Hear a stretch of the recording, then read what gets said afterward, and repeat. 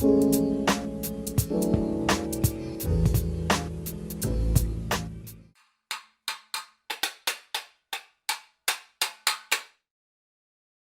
fue la sorpresa al verlo en las noticias.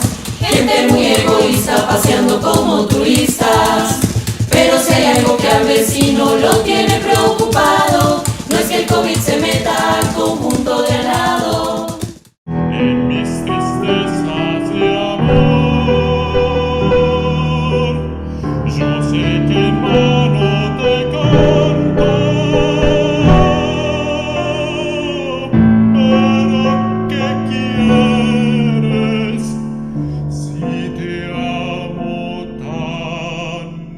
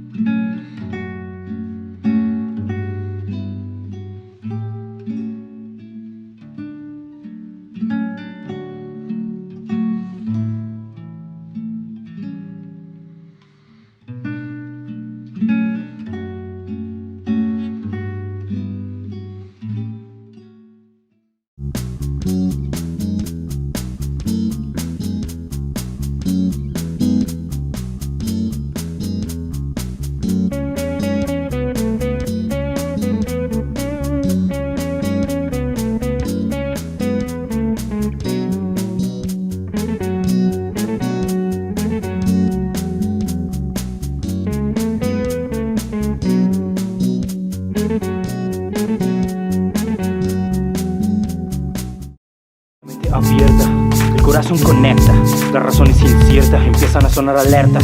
Ya no hay tiempo para que duerman, es hora de que ellos sientan la unión que hace la fuerza. Entiendan, seguimos rodando en la misma pista, aunque cambie el punto de vista, de lejos seguirá siendo la misma, porque preferimos la pinta y el carisma, y nosotros seguir trabajando para tener nuestras Merry Christmas.